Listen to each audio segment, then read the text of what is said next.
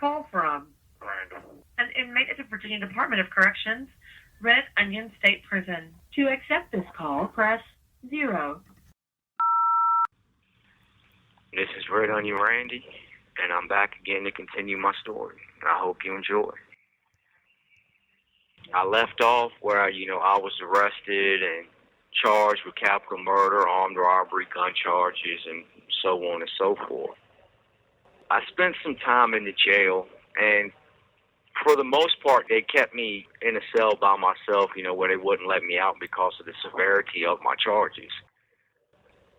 It was pretty routine, except I had one problem with a CO. A CO named Eubanks.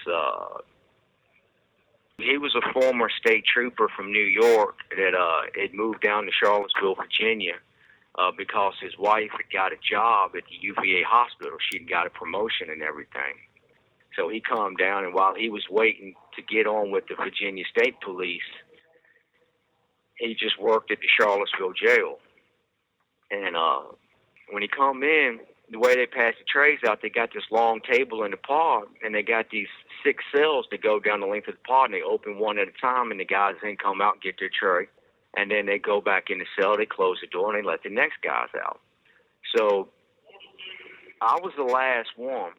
So by the time I got out there, somebody had took my tray, so I didn't have a tray. So I told the dude, "Hey, yo, look, man, I don't got a tray." He said, "Well, I put the number in there. I forget how many people was in the pod, but he put the appropriate number in there." I'm like, "Man, dude, you see me come out the cell, you see I don't got a tray."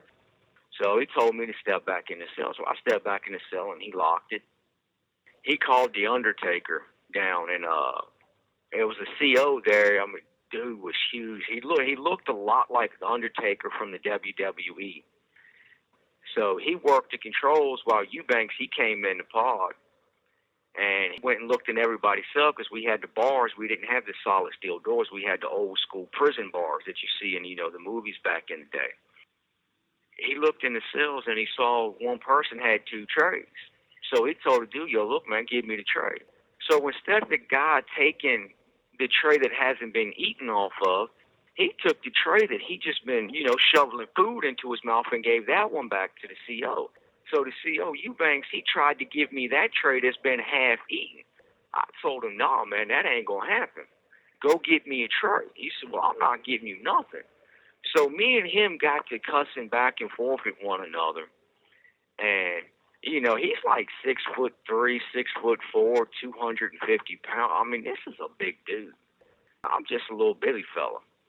So we get to cussing back and forth, and eventually, man, I get tired of it. I said, "Man, pop the door, I'll whoop your ass." And he just looked at me. He said, "Okay." So he hollered down there to Undertaker, said, "All right, man, pop cell 4. So he popped cell 4. Dude punched me dead in the face. So we started swinging on one another, and, his weight, he pushed me back onto the toilet, and the cells are really, really small there. You got the bunk that runs the length of the cell from front to back, and then you got the toilet right there on the side of the bed up, in the very back, and then you got just that little clear space right there. You can literally just take 2 steps, and that's it. You're at the toilet or you're at the bars. There's just no room at all. So I fall back, trip over the toilet onto the sink, and I slide off of it onto the bunk, and he grabs me by the throat, and he punches me in the face, and he just completely closes my eye. I can't see nothing out of it. But I pull my feet up, my knees to my chest, and I get my feet up under his chest, and I slam the back of his head when I kick him upwards into the bottom of the bunk, and I split the back of his head open.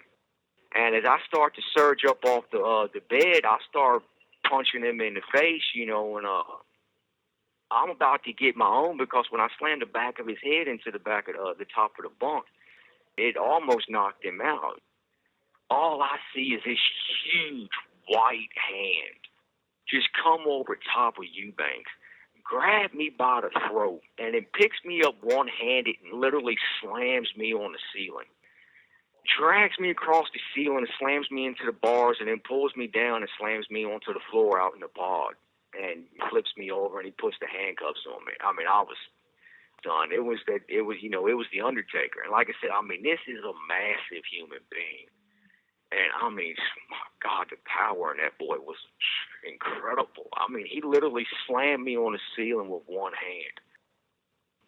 Obviously, I got charged for it and everything, but when I went to court, I beat the little jail charge. That wasn't nothing, because, he wasn't supposed to come in the cell on me.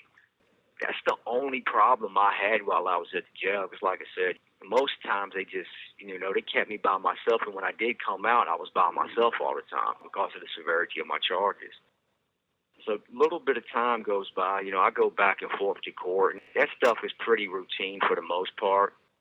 In December of 1998, I went to court for my trial for capital murder, armed robbery, and 2 gun charges, and using guns in the commission of a felony, which is the main charges for what I'm in prison for. So, I go through the trial and everything, and it's pretty expected, the outcome, that I'm going to get found guilty, because the lawyers that I had were court-appointed lawyers. They weren't very good. They didn't really care. So once I'm found guilty, it doesn't come as a shock to me. I'm waiting for the sentencing note, because that determines whether I'm going to be put to death or I'm going to do life in prison without parole. So literally on my birthday of 1998, December 4th, 1998, I turned 20 years old. And the jury came back with the verdict on my birthday. And I remember the foreman standing up and telling the judge, it said something along the lines of, in good conscience, we cannot sentence a young man to death on his own birthday. It's not morally right for us to do so. Therefore, we're going to sentence him to prison without the possibility of parole. So I was given a life sentence for capital murder without parole, and life sentence for armed robbery without parole, and I was given 6 years for the 2 gun charges. I was numb at the time. I was still in that mindset of where I just didn't care. Honestly, I think I was in a little bit of shock at the same time, because, I mean, this is my life.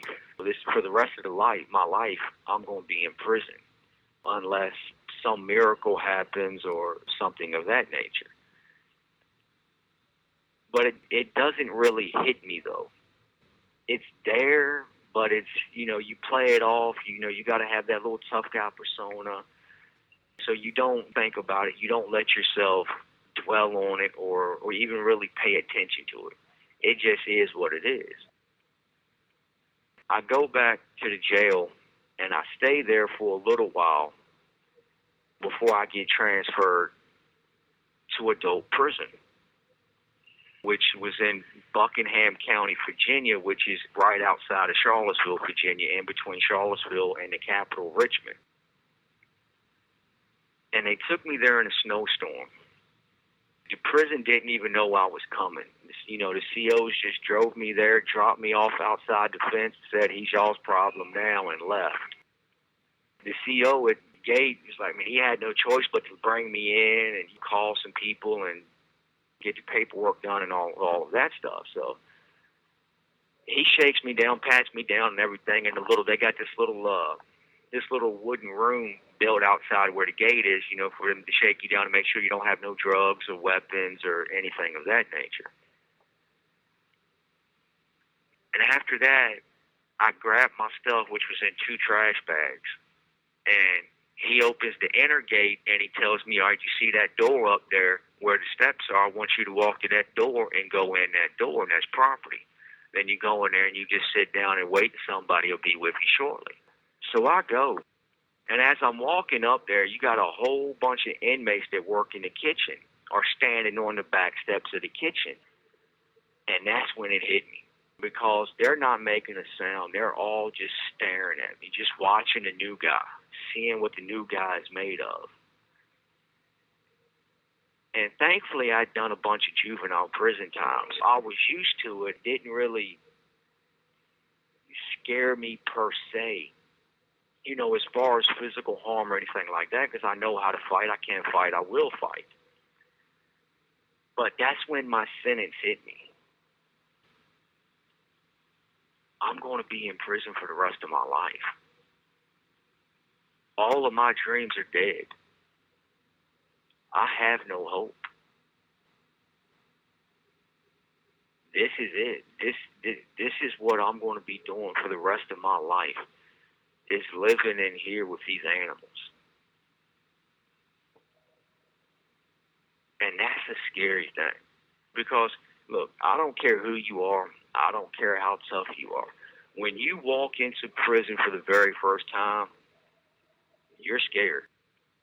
Period. End of discussion. Because you don't know what's going to happen. You don't know what's going to take place. You hear stories.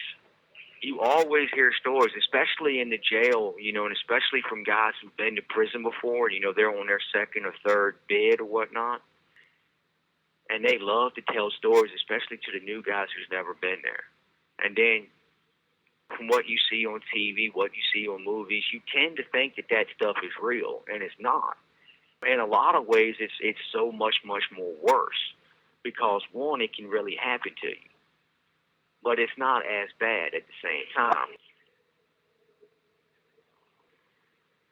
It was such a sobering moment.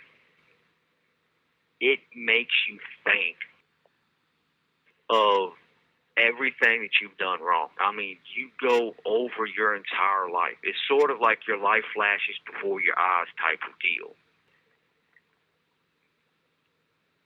And I can remember just sitting there, just looking around. Palms got sweaty. Your heart rate is up. You're trying to play it cool, so you're not letting anything show on your face.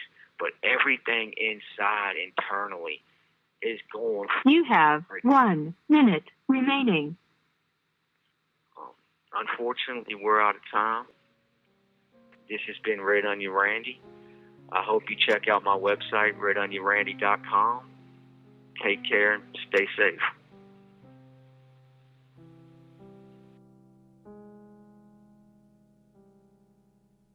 Thank you for using GTL.